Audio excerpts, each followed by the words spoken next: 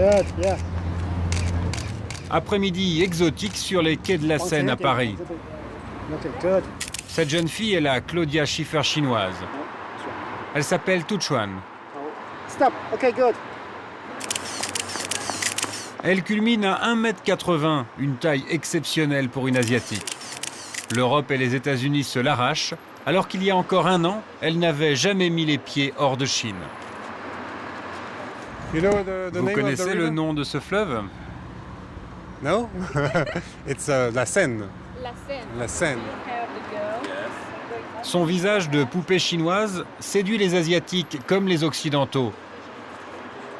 Dans le monde entier, elle multiplie les couvertures de magazines. Cette fois, ce sera pour l'édition taïwanaise du magazine Marie-Claire. Est-ce que je peux vous demander combien vous gagnez tous les mois? Combien je gagne? J'en sais rien, j'ai pas encore fait les comptes. Pour la première fois dans l'histoire des top modèles, une Chinoise est en passe de devenir une star internationale. En 6 mois, Tu Chuan a défilé pour les plus grands couturiers. Yves Saint Laurent, Elisab, Givenchy, Ungaro ou Chanel. Dans les magazines, elle multiplie les campagnes de publicité. Aujourd'hui, elle gagne autant que les top modèles occidentales, au moins 150 000 € par an. Tu Chuan annonce une nouvelle ère dans la mode, l'arrivée massive des mannequins Made in China. Pour la styliste de la séance photo, c'est un phénomène inéluctable. On en voit de plus en plus sur les défilés. Parfois, c'est même un parti pris. De toutes les manières, l'émergence du marché asiatique fait qu'on est obligé de s'intéresser à elles. Et puis, ils sont quand même 1 milliard, donc il faut pouvoir les représenter. C'est assez normal, je trouve.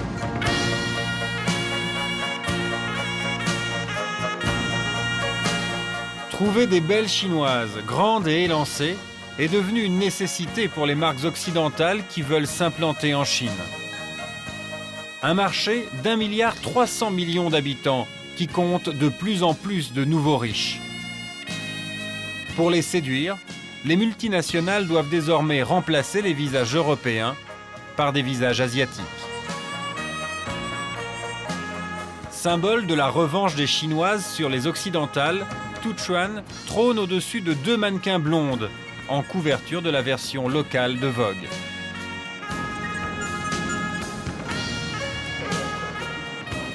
Ce soir-là, dans la plus haute tour de Shanghai, capitale économique du pays, le magazine a convié le gratin de l'industrie européenne du luxe. L'événement, c'est l'arrivée de Tu Chuan, accompagnée d'une mannequin russe, Sacha, l'une des 2 blondes en couverture. Parmi les convives, beaucoup de représentants de marques françaises. Comme leurs concurrents européens et américains, ils sont en permanence à l'affût des nouveaux top modèles chinoises. En ce moment, la Chine fascine le monde entier. Alors avoir une mannequin chinoise dans nos publicités nous donne une image positive sur le plan international. Les mannequins chinois sont à la mode. La beauté asiatique est très tendance dans le monde. Le design de nos bijoux est souvent d'inspiration asiatique. Grâce à leur grande taille, certaines Chinoises peuvent désormais rivaliser avec les mannequins russes qui dominent le marché depuis 10 ans. Alors, qui est la plus grande? On est pareil, les talons sont différents. Est-ce qu'on peut les voir? Non. Politesse chinoise oblige, Tu Chuan ne veut pas vexer son invité, mais elle mesure en réalité 2 cm de plus qu'elle. Ce soir, elle reçoit le prix de la personnalité la plus marquante du monde de la mode en Asie. Mais Tu Chuan est-elle une exception? Existe-t-il en Chine d'autres mannequins avec le même potentiel qu'elle? À Shanghai, depuis 3 ans, un homme sillonne le pays pour repérer avant tout le monde les futures stars des podiums. Il s'appelle David Lim. À 39 ans, il travaille pour l'une des agences de modèles les plus connues au monde, l'agence française Elite. Est-ce que c'est difficile de trouver des grandes filles en Chine? On pense toujours que les Chinoises sont toutes petites.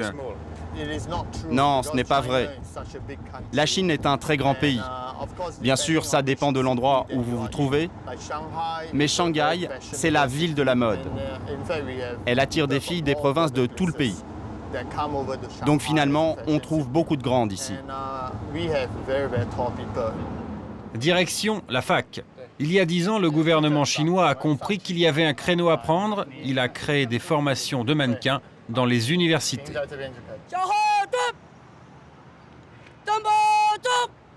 À l'arrivée sur le campus, une surprise nous attend. Les apprentis mannequins, qui font 3 têtes de plus que les autres étudiantes, sont en tenue militaire, au garde à vous.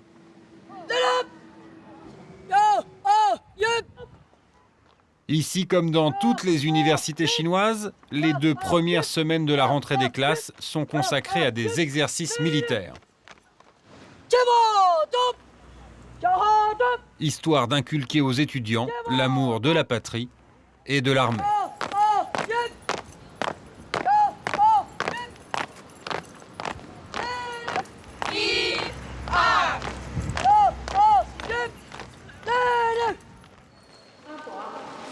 Mais ce n'est pas en treillis que David Lim veut les voir. Pour lui, elles se sont faites toutes belles et sexy.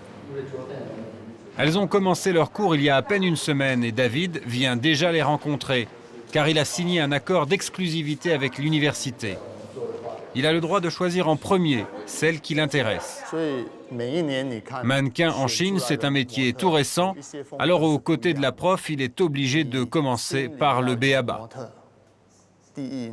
Être mannequin, c'est une discipline de tous les jours. Vous devez avoir une vie saine.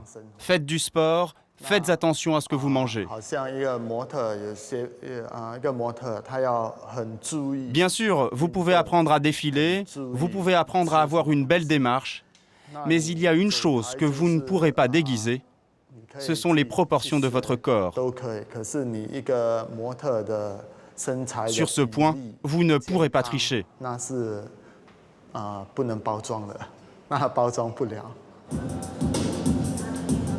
Pendant 4 ans, les étudiantes vont apprendre à défiler, à se maquiller, à attirer l'œil des photographes.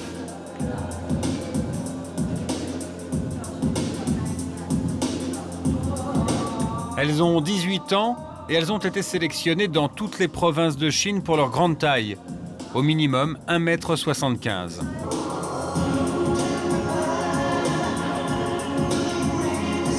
Elles sont venues à Shanghai avec beaucoup d'ambition et des rêves de petites filles plein la tête.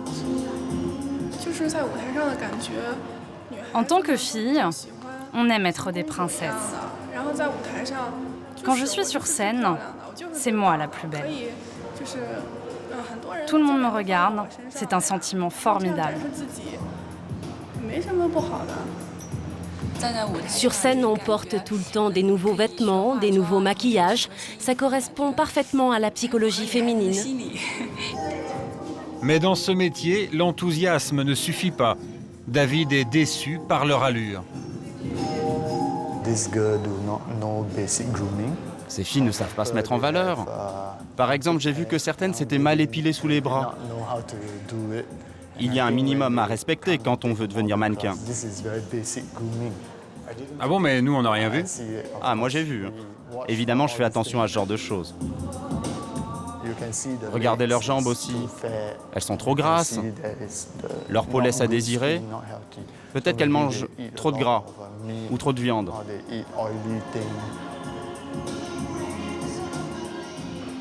Combien d'entre elles peuvent devenir mannequins en Chine, d'après vous? Évidemment, pas tout de suite. Mais si elles travaillent beaucoup, si elles suivent bien les cours, peut-être la moitié d'entre elles. Et combien ont le potentiel de devenir des top modèles internationaux? Aucune. Il y a 2 filles assez grandes, mais elles ont un visage trop doux, trop agréable, pas assez de caractère. Beaucoup de candidates et peu d'élus. Heureusement pour celles qui ne pourront jamais devenir mannequins, l'école les forme aussi au métier de styliste et de maquilleuse.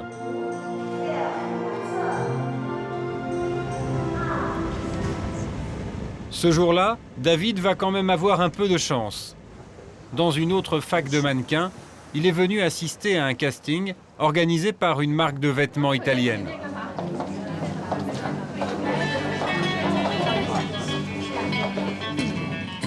Cette fois, parmi les 30 étudiantes présentes, il va en repérer une.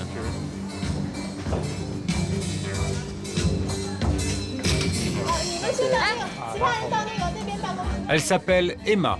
Elle a 21 ans et une certaine classe.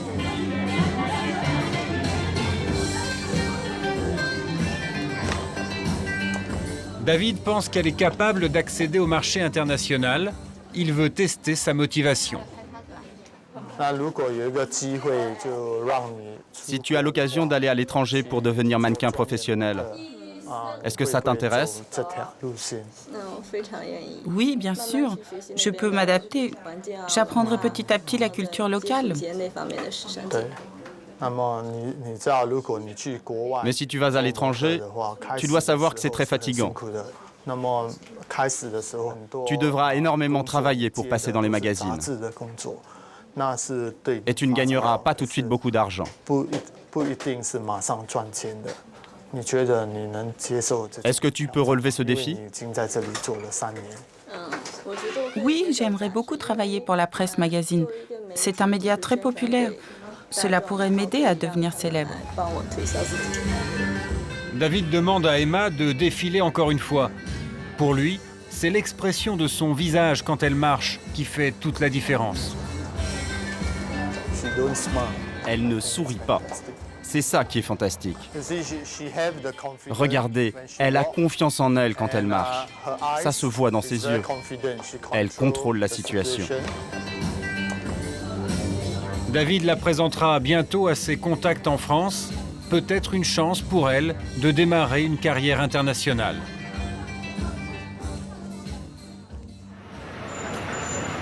Mais en Chine comme ailleurs, le monde des mannequins comporte des risques. Nous retrouvons Emma avec 2 copines étudiantes. Ça marche plutôt bien pour elles. Elles font déjà des défilés et gagnent près de 15 000 € par an, 10 fois plus qu'un ouvrier. Mais elles doivent parfois décliner certaines propositions. On m'a proposé plusieurs fois un travail d'entraîneuse dans des bars. Après les défilés, certains hommes viennent nous parler. Ils utilisent toujours un prétexte professionnel pour s'approcher de nous. Moi aussi, j'ai été approchée par ces gens-là. Mais le plus important, c'est de rester soi-même. Il faut refuser cette idée de vie de luxe qu'on s'imaginait.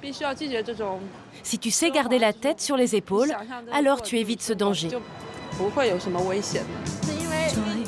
Avec des universités de modèles dans tout le pays et des millions de jeunes femmes qui rêvent de réussir, la Chine a tout pour imposer ses mannequins sur la scène internationale. Mais pour les découvreurs de nouveaux talents, il reste un dernier obstacle à lever.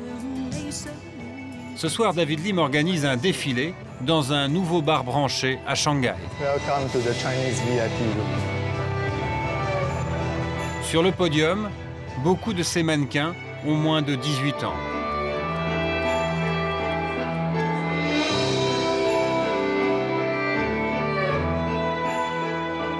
Parmi elles se trouve, selon David, la prochaine star des top modèles chinoises. La voilà.